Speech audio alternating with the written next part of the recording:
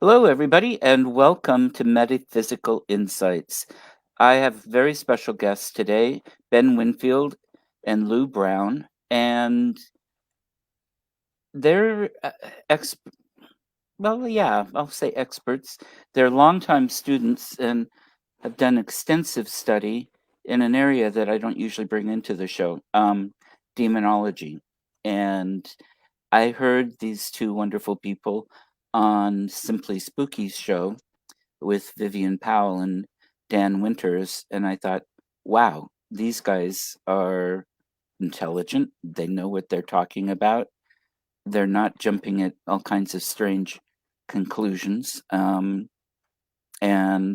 they're people I want to talk to some more. So I invited them for the show this week. I think you'll enjoy.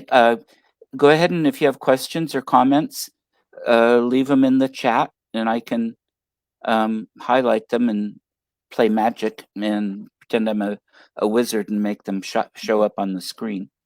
And excuse me, folks, I'm just warning you already today. It's maybe going to be a day of bad humor on my part. It's just the way it's feeling. So bear with me. Okay. Um, Ben and Lou, thank you both very much for coming and welcome to Metaphysical Insights. No problem. Glad to be here. Thank you for inviting us. Oh, you're welcome. A question I often don't ask, actually, but I'm going to because the field is so interesting. How did you get involved in the work you do, in the study you do? Because it sounds like you do as much study or more study than practice, if I'm right. You want to go first? Well, the only reason I got into it was I got in a relationship with him. So, and he just kind of passed his knowledge down to me, really. Okay. So yeah, over to him. I started studying when I was 14. My RE teacher at school, teacher at school, was the head of the Orthodox Church in the UK. He was a bishop, and me and him got into a conversation and talking. And he sort of pointed me in the right direction for certain questions that are coming up. So I'm 32 now, so I've been studying since I was 14. So it's I'm still studying now, but I've managed to acquire a lot of information and knowledge over the years. Now hold a PhD in occultology and also a master's degree in demonology. Fantastic. So yeah, I've successfully managed to study in other places around the world as well. Now, which school did you go to? Who offered actually a degree program for these? That's my degree program was through self-study. It was recognised as a PhD because I submitted a research paper. But I was studying at places like Cambridge University and Oxford University. Kind of put it together like a special course for him. Yeah. Okay, but that's fantastic. That's very impressive. Now you've also been able to travel to places like Egypt and the Middle East in general. And yeah, I managed to go to Egypt to go study in the Cairo Museum. I've been to Rome to study, Romania. Istanbul was one of the places I managed to go as well. So yeah, I've managed to study quite a field, more than just the basic stuff you find online. Right. Now, part of what I wanted to ask, I'm sorry? I'm just having a laugh and joke saying, you mean you didn't do an online course like so many of the demonologists do? Oh yeah, or just read a few books and so from the local library. Now, can you actually read any of the original sources, or do you have to have translations? No, I had access to some of the original sources, some of the original grimoires and other manuscripts that are held in like Romanian libraries. Some libraries in Rome, I had access to some of the original manuscripts in there. I've had quite a few that have been passed my way, mainly photos of the actual manuscripts rather than themselves. Right. But can you read you can read the languages? I can read a few. If not, I've got a team that I know that will translate stuff for me. Okay. I've been looking up. I've got a couple of connections to private collectors as well, so I get to see certain books that aren't in circulation as well.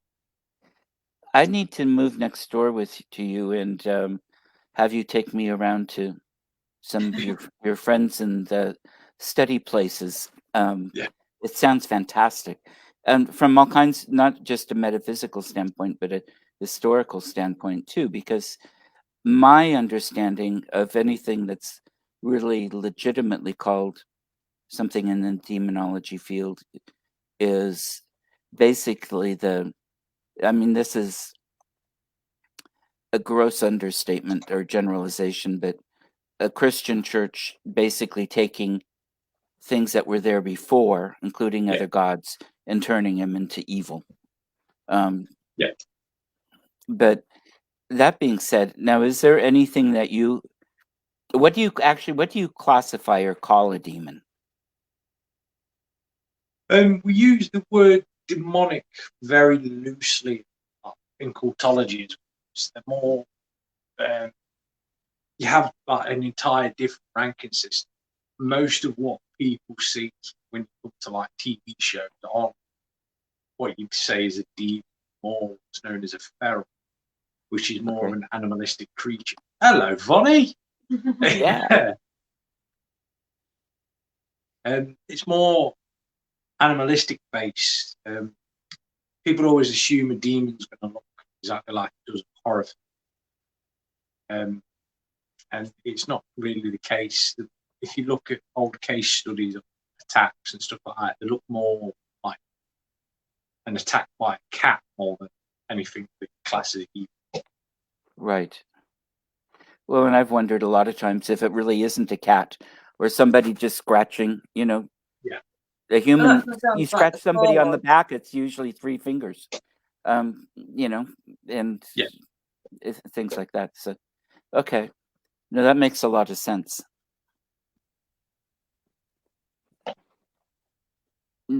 Right. That Pops just decided to start attacking my trainers. She's got her right in the trainer at the moment, just chewing at the soul of it. I'll teach you to put the shoes away, won't it? Well, Oh, it's because the treats are there. Hang on. She needs a pair of her own. I like dogs. Now, is there anything? Now, to me, the concept of a demon would have to be something that's pure evil. Yeah. Is there anything like that, actually? Not so much. When you step outside of the main religious beliefs, there isn't any real status on it. For example, if you look back in history, like the Sumerian belief, so this is one of the first like historical documented civilizations with their belief system. Right. They have a spirit called an undug, or udug. They are classified as demons, but they're not good nor bad. It depends on how you call upon them and what sort of state they're in. Same as people. You don't necessarily say someone's bad or they're good. It just depends on their own like abilities and their own trying to think of the word. Personality. Right. So Hey, Jacqueline. the being is benign itself. It's just the personality that is part of the being that is okay. Yeah, using our pup for example, she's a pain in the backside, as we've just seen by attacking my trainers, but that doesn't state that she's a bad or a good dog. Right. It's just what she's doing. Yeah, she's being a dog is what she's doing. Yes. She's being a dog. Same as these like demons that you hear shout. They're just spirits being spirits or elementals. There's not necessarily a good nor a bad thing. It's just how people will see them. Right. Okay, that makes a lot of sense, and this is part of why I wanted you two on the show, um, because you bring sanity to a field that often seems to not have a lot of it at times. Um, what are the different? Are you not? Well, let me rephrase that. Do you notice a lot of difference between the development of the entities that from the Middle Eastern parts of the world, the Mesopotamian parts of the world, where we had the first cities, the first written languages, the first more advanced cultures, and the European ones? I know you've gotten to study with some of the greatest libraries anywhere, um, but uh, I'm curious about a transition that would develop naturally among civilizations as they developed, or what could have been imported from one place to another to another. Trade happened quite early. We know. Yeah, I mean, Neolithic, they were trading back and forth in boats. Um, yeah. So, for example, in the Middle East, you had what's known as the jinn and the DJ. mhm, These were sentient spiritual beings, as they call them, of, often having a higher place, say, in sort of the food chains. People. Now, as you followed that across Europe, as say like Christianity and other main religions started to grow, you saw the old sort of tribal beliefs that followed these sort of spirits, the jinns, start to turn their back on them, mhm. and then the main religion started to portray them as being this evil, demon-esque thing, and Okay. that's how it sort of progressed into what we have now. So everyone assumes demon is instantly a bad thing because we've had Christianity, Islam, Judaism has been the three main religions within Western culture for the past 2000-ish years. So Right, we've got that built into us that the instant you hear the word demon, you think evil straight away. right.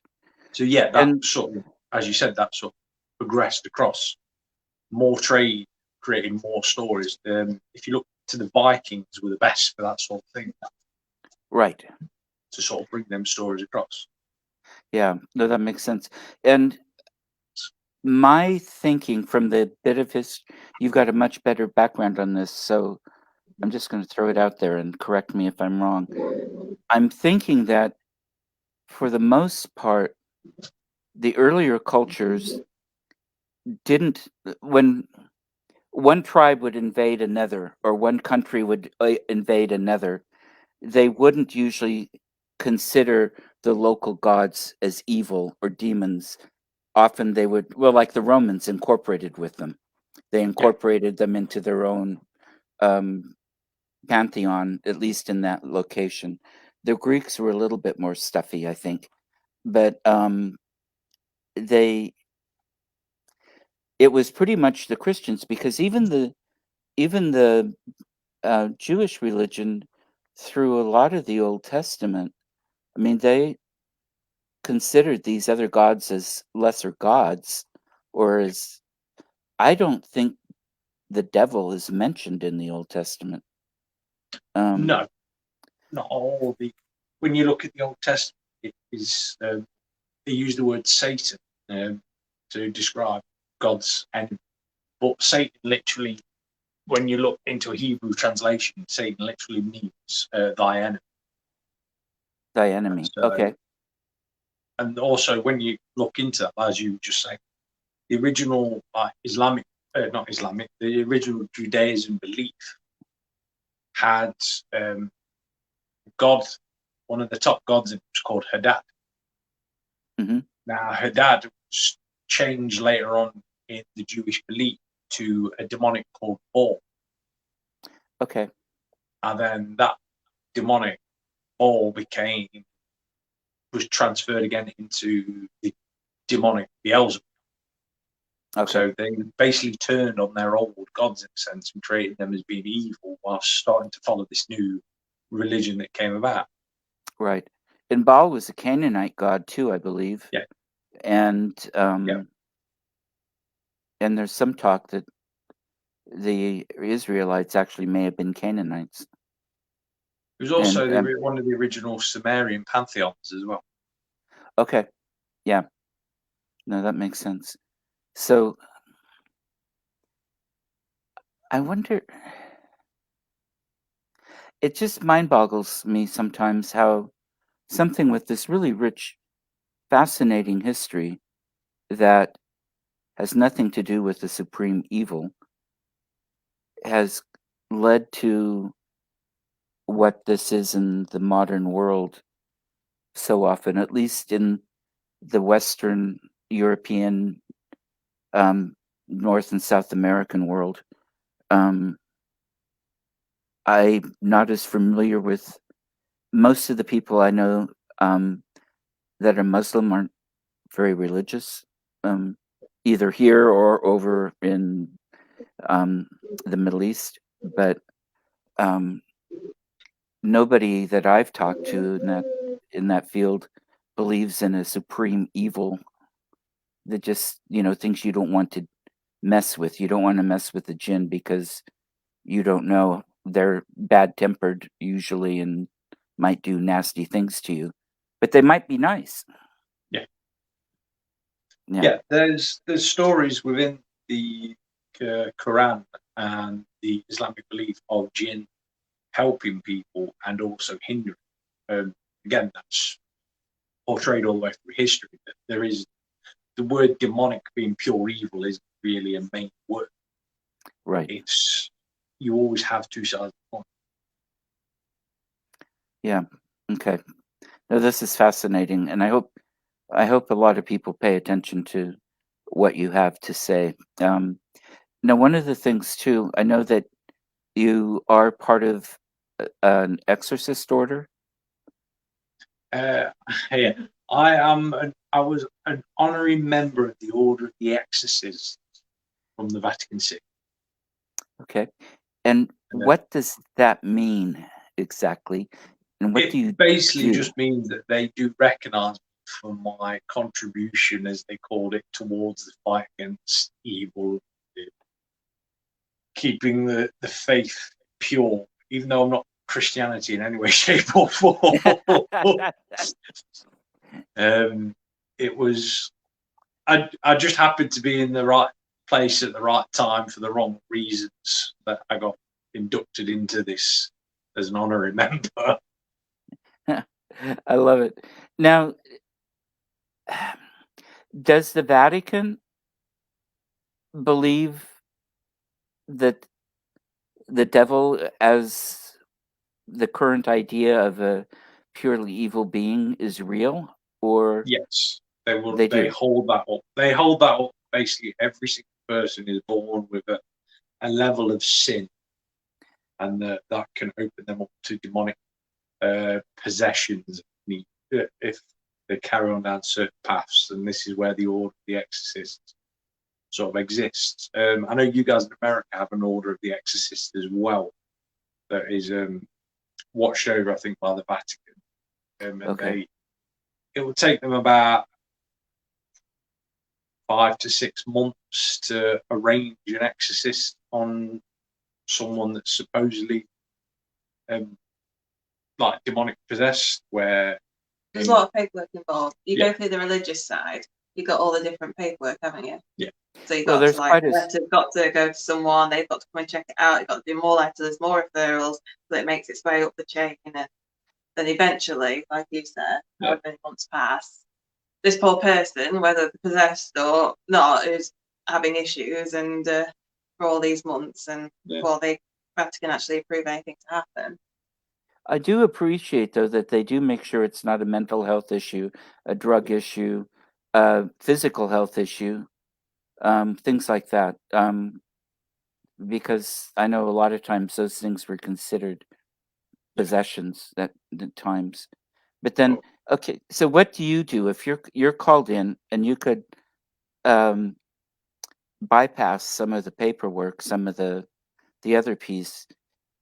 What do you find with these people, and what do you do with them? Well, we completely bypass the paperwork completely and utterly. Sure. You Okay. still have to do checks to make sure it's not mental illness or anything like that. Yeah. Like from the doctors and stuff. Yeah. The first thing we'll tell them straight away is go to the doctor to get a full examination. Okay. Make sure it's no medical problems whatsoever. Get all checked out and that. And then once they've done that and we've had proof, then we'll start looking at that. But an exorcism is sort of the final stage. 9 times out of 10, you've dealt with something before it's even reached that stage. Okay. And what are they usually dealing with, since the pure evil being doesn't exist? What is it? I'm sorry. 9 times out of 10, we've found that it's a spirit that's got stuck. Okay. It just happens to be lashing out a bit because it doesn't know what to do, or it's scared. Okay. We've obviously you've seen when we've on the other show when we've spoke. I know some of the viewers here, obviously Jacqueline and Vonnie as well, they've heard me speak about this many times. So Ben, what is the stage before the exorcism is called? It's usually when you have full-blown manifestation.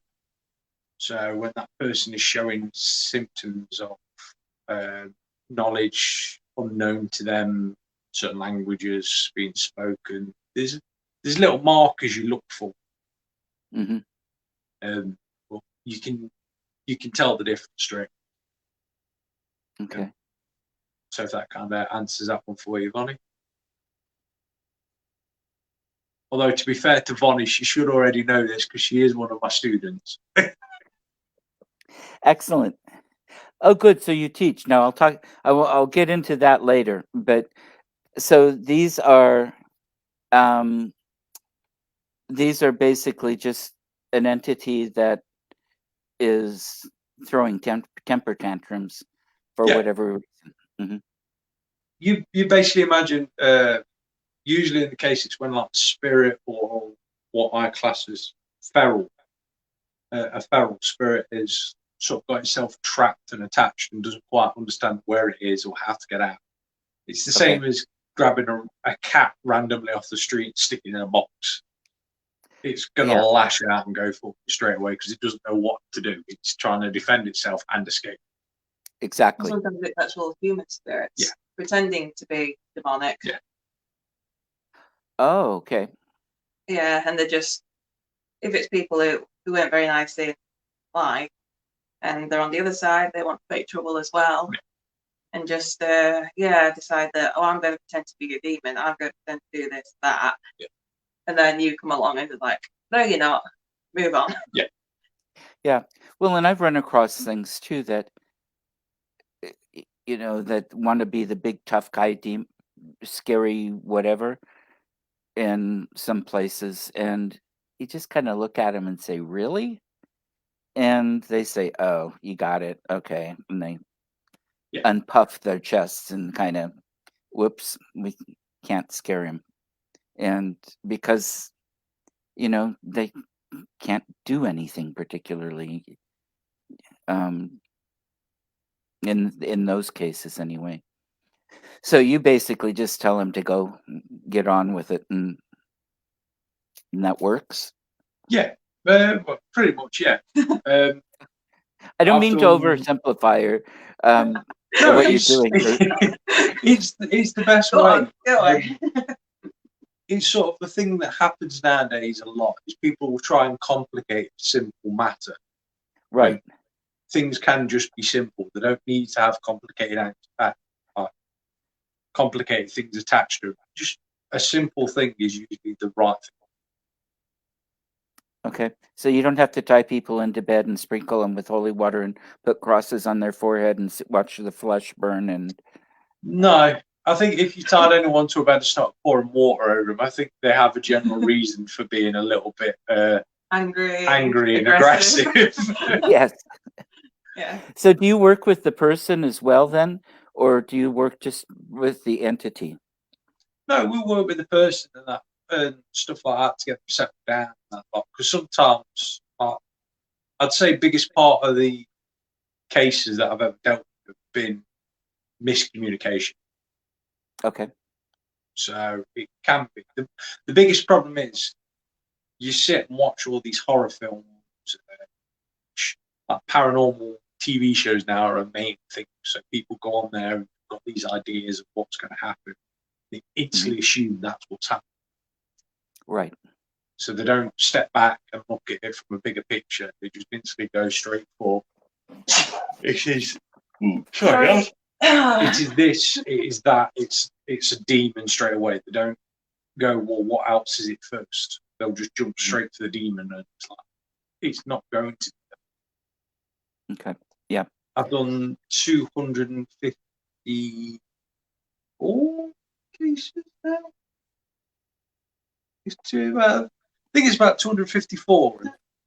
Six of the cases have been on the line as they're called demonic, and 2 have been on the higher level of demonic, requiring more input into the cases. Okay. What did you have to do in those cases? In the 2 cases, one of them I spent a good 48 hours at location with the person and picking up stuff, and we eventually got rid of it. On the final one, which was in 2019, 2020, we used a device called a Devil's Toy Box, ironic for the name, which sort of trapped spiritual energy within it, and we then removed it from the property. Okay. Now, I've never heard of something like that. How does that work? Right. This is where we dealt. The dog's seen the cat. So, when it comes to the Devil's Toy Box, they are a small container with mirrors inside that create a singularity image. So, you've ever stood in front of a mirror with a mirror behind you, see where it sort of cannons inwards to a single point. Okay. Mm-hmm. So basically, we know that spirits have been known to use mirrors for coming in and out places. Right. So if you lock all these mirrors into one square, it creates like the singularity point that holds them. They don't know which way to go up, which way to go down, which way's out, in a sense. And that can cause them to get trapped within this, basically within a box probably about this big. So that's what a Devil's Toy Box does. Okay. It just basically traps them within that mirror sort of box. Okay. And you could do that pretty much with any kind of an entity then? Yeah, you can make it with anything. As long as it is a reflective surface, you can make it with anything. This is where the sort of history and mythology of a genie in a bottle comes from. The genies were all in brass or gold or any reflective material. They're always imprisoned in these sort of objects. Right. And then you open it somehow, or you cloud it or whatever so they can get out, and then that makes sense. Excellent. Now, in those cases, were the entities actually inside the people and you had to draw them out of the people, or were they around and following the people? Sorry, I missed that question. The dog decided she wanted to go on a cannonball run. Okay. In those 2 cases, were the entities that you trapped, or in the last one especially, did you have to draw them out of the people, or were they attached around the people? I mean, is this something that would actually take over inside the human being? I don't mean take over the soul, but... Well, this, in the recent case, the entity that was there happened to have travelled into the house through another mirror that had been brought off Facebook, brought to the property. So more attached to the mirror. Once the mirror had gone, its sort of exit point within the building had gone. So it basically just took over the house in a sense. And that's what you get a lot of the time. They don't really attach to the people, more attached and get stuck within the property. Okay. Um, Now, could you yeah. have brought the mirror back and it would have found its exit and have gone? There is a possibility if that's what would have happened. Although, unfortunately, the mirror on this case was taken away and is possibly still in circulation within the country of Wales. Yeah, because the church got there before we did. Yeah. So they contacted the church first, thinking it was the right thing to do. They took the mirror to a tip to try and get rid of it. But with the mirror being a nice mirror, because it'd just been all repainted and stuff, they decided we're not going to, put it in the tip, we're going to sell it on. So it's still somewhere in South Wales. Okay. But it might not have that entity associated with Not it got anymore. that entity, but it could still be like an open portal. Right. Yeah. These are spiritualist churches that some spiritualist churches are very good, but others, when they've just set up, don't really use their initiative of it. I've had friends, different ones that have been involved at different times, and I know there can be a lot of fighting between the churches and in the churches and all kinds of things, just like any human organization and a lot of other kinds of churches. So it's unfortunate, but I can understand that. And now, Lou, you also do divination? Yeah, I have a go. No, I mainly do a series on the other dimension that just every couple of weeks or so, looking at a different form of divination, and I'll research into the history behind that form, how it's been used in the past, how its methods can be used now. If I'm able to do a demonstration of it, then I will do a little demonstration, but that's not always possible depending on the form of divination.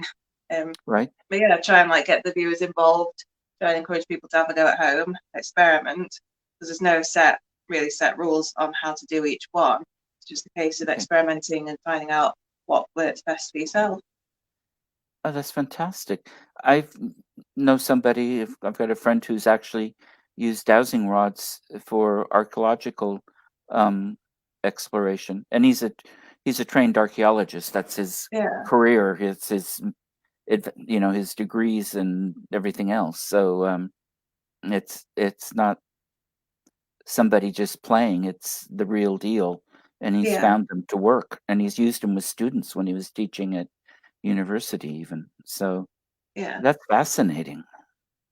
Now, I've got some dowsing rods, haven't I? I've got some copper ones, because for spirit communication, obviously copper is a better material for the energy.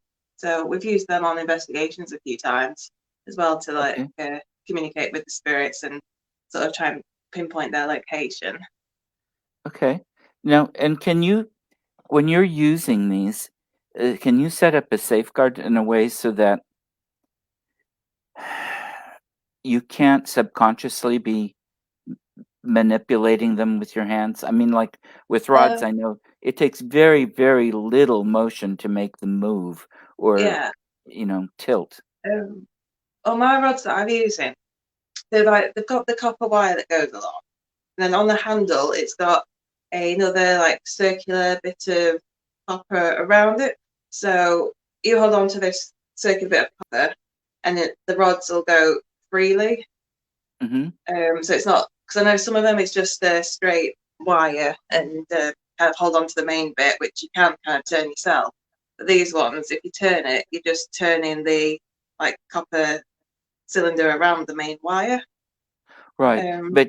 But if you tilt them slightly, so you just gotta try and stand really still. Yeah. So I was just wondering what kind of safeguards there are in that, because our subconscious minds. There's so much you can do, but sometimes, you just gotta try not to move. Have you had a lot of good luck with the classes or with the usage? A bit. Yeah, not too bad. Yeah. Good. Before we're done here, I want to get, because I know you have shows that you do, and I want to make sure I put down how to watch them on the the chat because I want to watch them.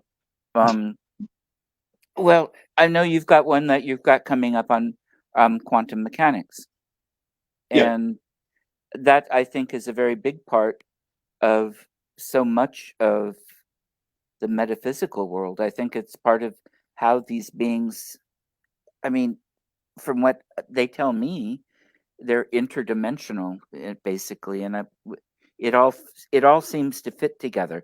Now, I'm not a scientist. I have, you know, I haven't done a vast study of this, but the little bits I know, it seems like it all fits together, and that would also work with the dowsing. yeah, it's to do with like the electrical field we have around us, and the different frequencies that you can see. Not to mention the different states of matter that we have to have. Hello, Jeanette. Obviously, we have, as far as we know on a basic level, there are like 3 states of quantum materials we have, which is a solid, liquid, and gas. Or as you look further into the field, there's 22 different states of matter, and it starts Okay. going down further into into the atomization of everything, and then you start looking at the electrical amount produced, the different electrons, positive and negative charges.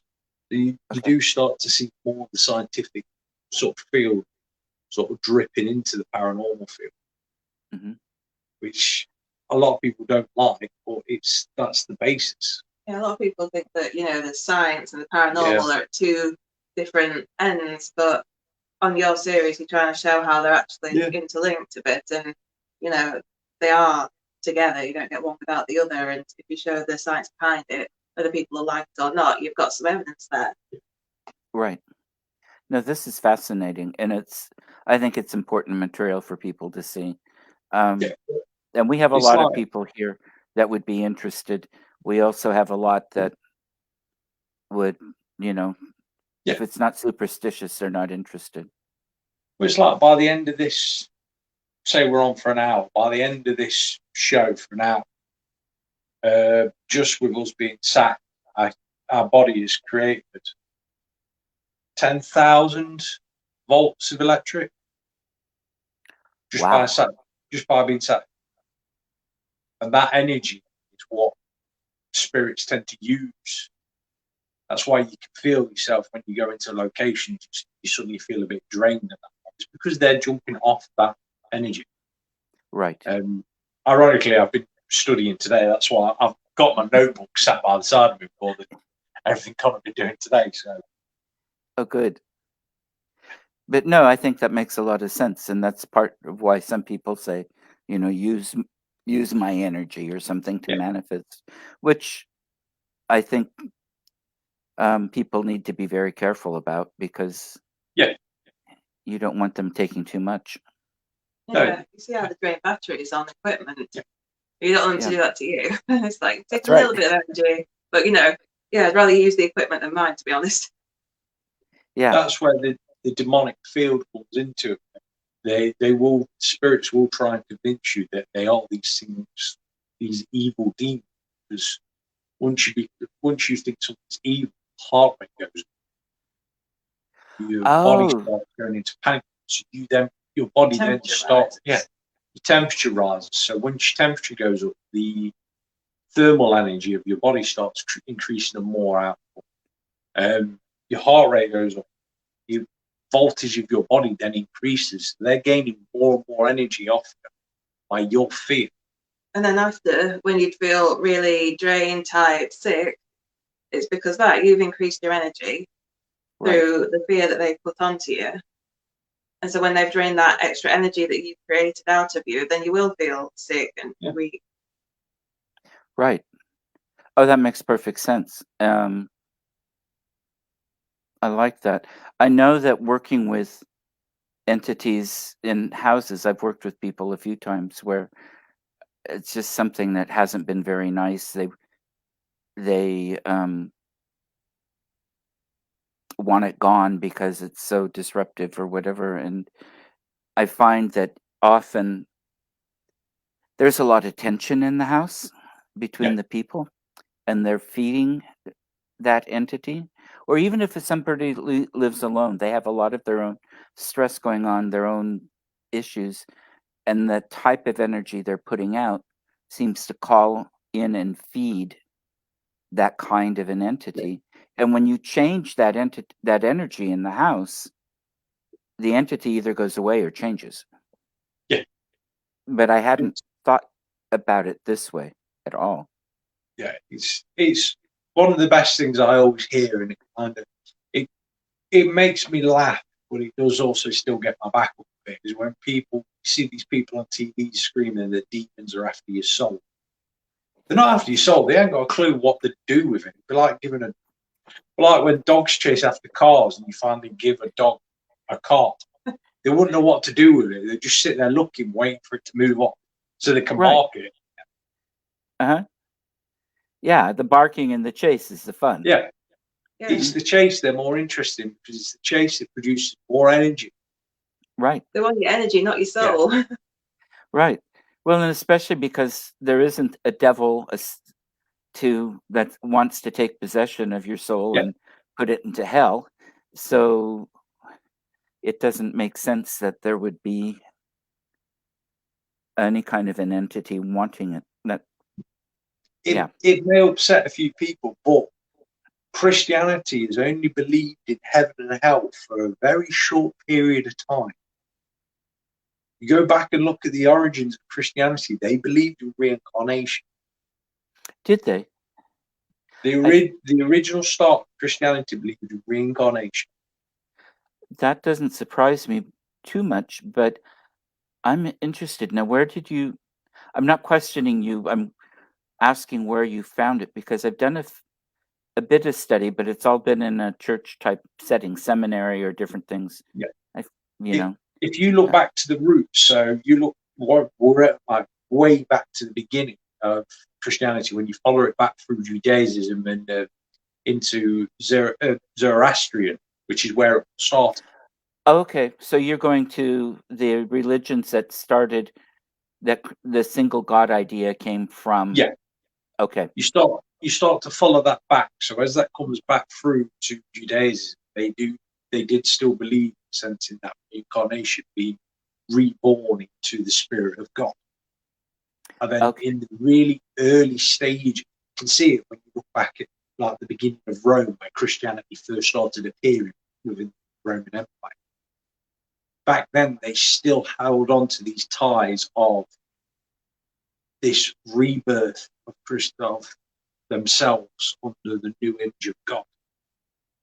And then once it was like after Constantine sort of took over, this idea of hell started to form. Okay. That if you didn't do this, that, the other, you were going paying taxes, because they wanted the citizens to pay the taxes. One of the best quotes you will ever find in the original Bibles is within like the Roman history part is, if you don't pay your taxes, you'll be going to hell. That's like Jesus saying, when asked by the tax collector or something about give to Caesar that which is Caesar's, or that's where they started to turn this Christianity idea of hell into a more controlling idea. When you look towards like the history of Rome, you realise that I think it was Constantine that said it, that it was, you can't control an empire that big through force alone. If you can place a god in everyone's house to watch over them, they will then be more fearful of that god than they would of the soldier being outside. That makes sense, because the life here is a short one. Yeah. The afterlife is for eternal. Forever. Yes. Mm-hmm. Just to show on that belief as well, we're backing a bit of evidence of how that's changed.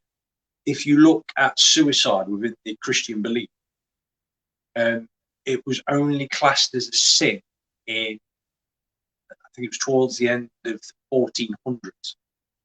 It was only classed as a sin to murder yourself, because there was, I forget the name, but there was some people during the the Crusades that were basically martyring themselves. So they'd attack. They were pure Christians, and they would go out on attack runs against the Islamic Caliphate time. Muhammad ad-Din, I can pronounce his name properly.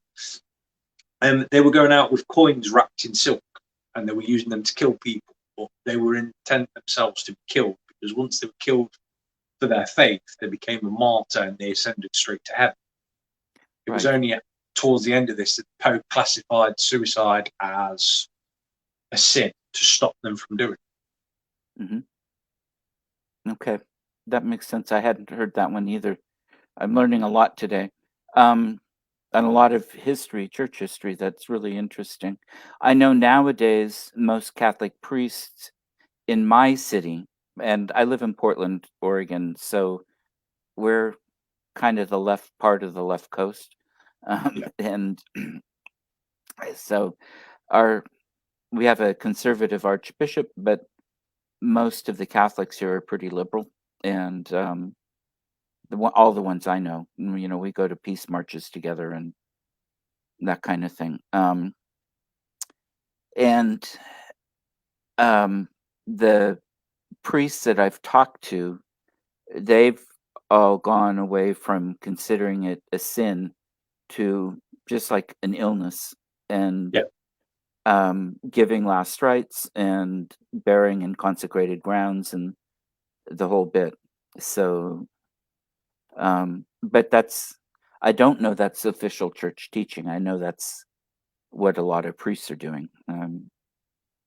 I lost touch with a lot of church teaching after they kicked me out of seminary.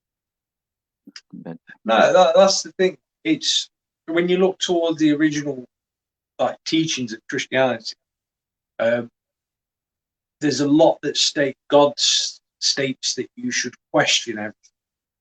That's how you were sent to a higher being under his ruling, was to question everything, to understand how it works. Now, this basis follows pretty much all the pretty much every single old religion, to question what your place is within the world, rather than sticking to these set rules. I'd say it was only when Constantine changed the entire empire over to Christianity that these sort of things would disappear. You obeyed, and that was it. Right. And even now, there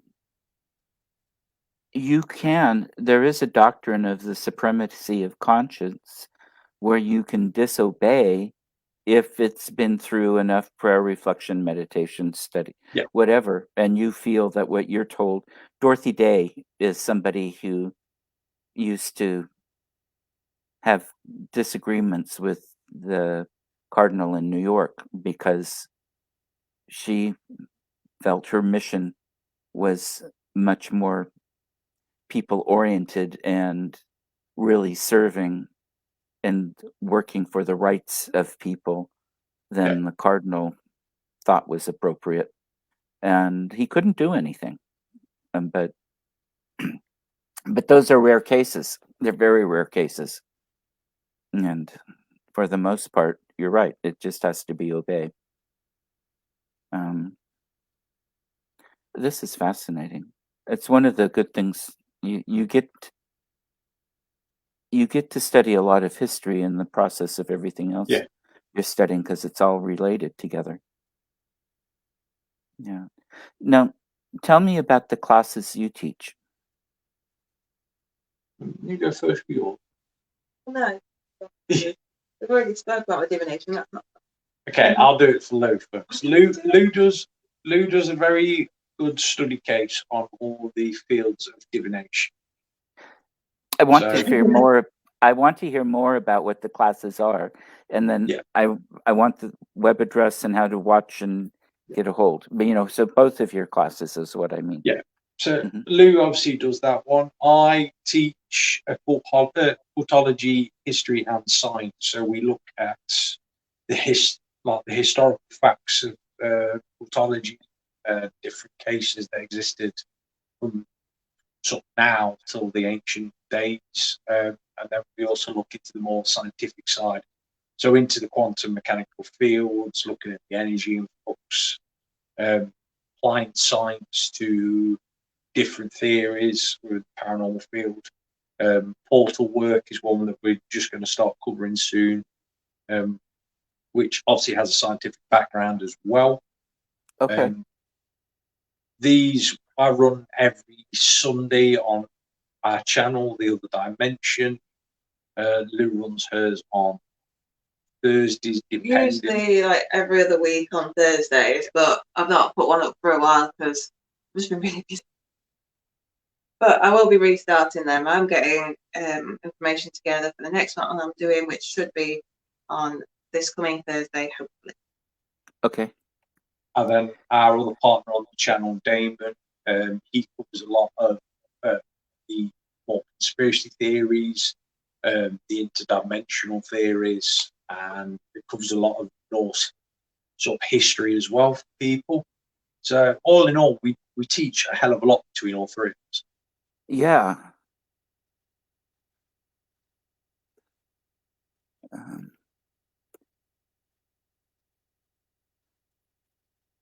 I can't type. You're right there.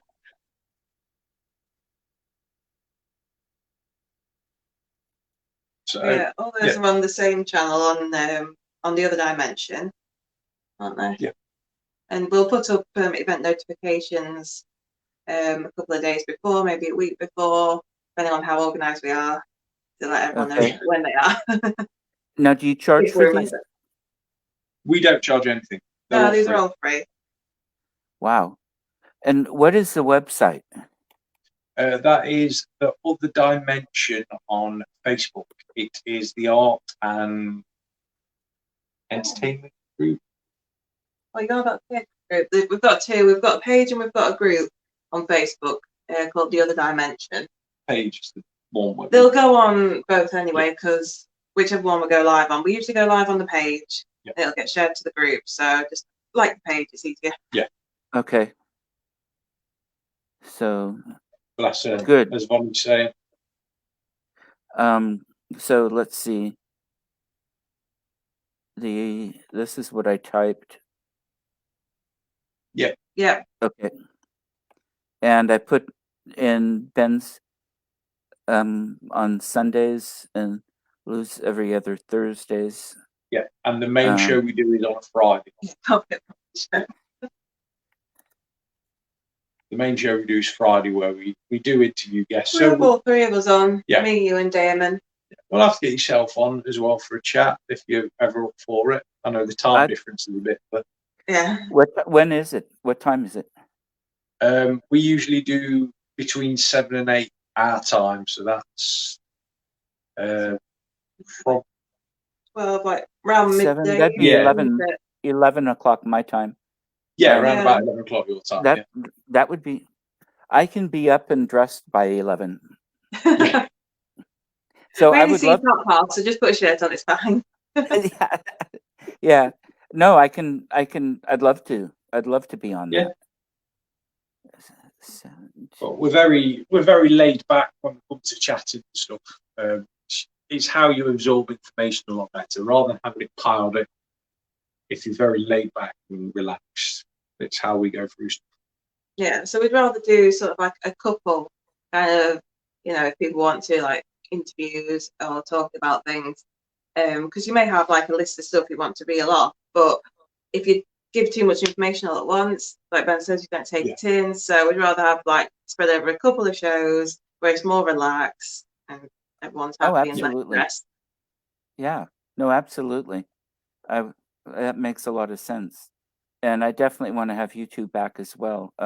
Yeah, by all means. We've touched on things, but I know that my brain is going to be thinking of so much more, and after watching some of your shows too, I know I'm going to want to bring more conversation to this show. We're always open. We're always open for conversations. People just have to email us, and we're quite happy to talk. Great. What is your email address, or should they just get that from the Facebook page? They can get it from the Facebook page. Yeah, it's easier just to message The Other Dimension, because then one of us will pick it up. Okay. Yeah, that's fantastic. Now, Well, we could. We've got a little bit more time. We don't. If you two are up to it still, I know it's Yeah, It's yeah, pretty we're fine. good. Good. Um, what have I missed for both of what you do? Or for what both of you do? Um, that is an important piece for you to put out now. Kind of Slate and helps. bone. Yeah, this Slate and Bone, our private sort of business we run, which is like Viking inspired artwork and jewelry. It's a bit Just a bit completely something else. the opposite end of the scale to paranormal stuff. Yeah. Okay. Now, is that a web page? Where you? I mean, That's And the on Facebook that's one Facebook as well. Yeah. okay. Yeah, Oh, that's quite fun. We do ship out to America as well. good. That's Yeah. good to know. Now, do you work with gold? Not yet. No. You tend to work with more silver stuff, don't you? Yeah, because at the moment, while I'm still getting the hang of it, so I don't want to use expensive materials when I'm doing the jewellery. So at the moment, I'm using with different coloured aluminiums and copper, because copper's Okay. always good. But yeah, once I've, because it's all like handmade, hand twisted with the tools and everything. So until I've got that I'm completely happy with how to shape things, how to make them, I'm sticking with the aluminium before then moving on to getting some sterling silver and some gold, which I do want to do at some point. But yeah, like I say, I don't want to spend loads of money and then like try and make it and it all goes wrong. You know, it's just like, oh no, I wasted all that money. Well, one Yeah. thing about silver and gold, you can always remelt it and do it again. Yeah, I could get you to use this melting. Yeah, I've got a forge. Yeah, It's got a forge. Oh, great. So now, do you make swords and things? Not so much swords. I still make Viking coins for shows that we do. Okay. Yeah, we Very do good. some reenactment, some like Viking reenactment up and down the country as well. Yeah, we don't really get that much time off, do we? No, we don't really stop, to be honest. This weekend's kind of a nice quiet one because we just got this interview and yeah, the rest of it's pretty quiet. Well, I'll say quiet, catching up on getting things done that we need to get done. I've got a couple of orders that I need to do. He's got research that he needs to get on with, and so it's never really that quiet. You don't have boring lives. No. I think Not it's really. fascinating. No. I think it is fascinating. Ah, and now you two play the Vikings when you're doing the reenactment, or the Anglo-Saxons? You do more. I do more Viking stuff, although I'm not really fighting at the moment. I'm just kind of just standing around with my stall, trying to, like, you know, because I do the like Viking traditional like woolen craft, how they would kind of knit, but it's with a one sort of like needle. So I've been telling people quite a lot about that lately, because people come up to the stall and ask about different things that we've got on display. So I do a lot of talking about that really. And Ben's more the fighter, but his character is awkward. Yeah, I portray more the Middle Eastern side because a lot of people don't realise that the Vikings made it all the way to like Istanbul, places like that. So I bring that They were history hired over. guards and mercenaries. Yeah. Mm-hmm. I bring that history over from the Byzantine court. So Excellent. Excellent. it's a nice change. Yeah. Yeah. Well, and that's the history of that part of the world is so fascinating, and I've only been in Turkey, what, 1, 2, 3 times? Yeah, I think You only definitely 3. need to go back. But I love it there. It feels like home. Not the government, and I can't speak Turkish. I've gotten to a point in an age where even when somebody tells me a word within 5 minutes, it's gone, even if Yeah. I've been practicing it. It's crazy. I feel stupid, but I won't worry about it. I'm 32 and I'm exactly the same still. Okay, Goes one great. ear and out the other. I used to do okay. I mean, not great. I was never good at languages, but I used to at least be able to remember a few things. I still have 6 words of Hungarian I learned in 2001, 2001. Yeah, from a friend of mine, and then a month in Hungary in 2002, and I can do a tiny bit of French yet, but anything else, it's just no. Don't even try. So, but I'm trying to. I've got to figure out money, but I want to go back again in the fall and get to some of the ancient places I missed the last trip. So Yeah, yeah, we want to get traveling again. yeah. And you're lucky. You're so close to everything. Cost me a fortune just to get anywhere from where I live. Maybe from America is a bit of pain. Yeah, it's oh, good. I'm glad. So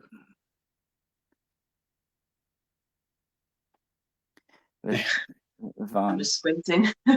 Oh, I'm sorry, but No, you're all right. I Because can't we're using remember. Ben's phone at the moment, so everything's a little bit smaller. Oh, okay. Yeah. Yeah, but um, oh, and my friend Richard says, "Take me with you, William." Okay, Richard, I need you to pay for it. You pay, or you can come with me. Pay my way. He's got more money than I do. I'm a research assistant. Yeah. Yeah, he can be mine, but he'll have to pay for the privilege. Yeah. And I want to be your research assistant, though, too, because some of the places you're getting into just sound incredible. I mean, the libraries you've had access to, and the books and materials, and Yeah. Be nice. Take me to Egypt, can't you? Yeah. That's one of the places, like one of the first places I want to go. It's off to Egypt because his friend runs the Egyptian museum, doesn't he? A friend of mine is one of the head curators of the Egyptian museum. So we need to go there. oh, you got the right connections to know how to make it work. I was in Egypt for 2 weeks, but on a history-based tour was how it was advertised, and we did see a lot, but we didn't get a lot of depth, and we didn't have much time anywhere. And I want to go back and have more time. I mean, these are places I've always wanted to go, but I like to go back, and I'm a psychic medium, and read the history. What do not just go in and see what it looks like and hear the history, but what can I see? What can I pick up on? Can I pick up on any of the people? Can I pick up on whatever? King Tut that let me see him has showed me how he rose out of his mummy, how his spirit left. So that was nice. But I only had 15 minutes in his tomb. Oh. Yeah. Yeah. So You don't get a lot of time, do you, nowadays? no, and I'd love to go and have really Egyptologists. Plus, it's not a country that, in fact, we always had an armed, although he was, and it looked like a Secret Service guy with us in Cairo when we were outside the hotel. And I don't know if it was necessary, but they checked the van for bombs when we pulled in and all that stuff. So when did you go? 2018. Yeah. You see, I went a long time ago, and it was more Okay. relaxed back then. Yeah, that's what I understand too. We actually had a military armed escort out back from one of the tombs we went to when we were on the river part of it, because the highway went to an expensive resort, so they'd get bandits and different people occasionally. So yeah. So I want to go with somebody that knows how to keep me out of trouble, because I don't speak Arabic either. And I try to be culturally sensitive, but um, you know, it's I make mistakes. I'm sure I do. And Yeah, so, we're all human. yeah. And like I say, most of the people I've met from that part of the world are pretty secular. So even those I know over there, I have friends in Izmir, that in Turkey, and wonderful people. I got my second trip over was to go to their wedding. So Nice. Oh, yeah, so and that was fun. Well, I'm starting to ramble, so excuse me, everybody. And it's a little after 10 your time. Anything quick in closing you guys want to add or make sure I put up? No, just if anyone has any questions, like I say, feel free to come over to the other dimension and get in touch. Just email us on there, or we're quite happy to answer any questions. Or even if they get in contact with yourself, I'm sure you can put them in our direction. Absolutely. And I will have this show will be saved on the Simply Spooky site pretty much immediately, and I'll have it on my YouTube channel eventually, probably today. And I will share those links to you guys when they're up so that you can share them around too. And the people listening can do that as well if you want. And that's great. I thank you both very much, and I definitely want you back again. This has been fascinating. It's been a and pleasure. Great. And I will be watching. You have a show tomorrow. Yes. Okay. And that's at what time? That's 7:30 till 8:30 UK time. So I'm not so sure. 11:30 11 my o'clock time. is. Yeah. Okay. And You'll put a notification up, won't Yeah, you? I've got to put a notification up in the morning for guys. Yeah. okay. Like I say, sometimes we do it a few days in advance. Sometimes it'll be on the day. Yeah, Yeah. I'm terrible for it. But my students know that. Yeah, that's all good. Anyway, thank you, Lou and Ben. You two are marvelous, and big thank you to um, Narnia. Is that the name of the dog? No. She's gone to sleep She's now. gone to bed now. Okay, She got but thank tired. you to her too for being such a sweetheart.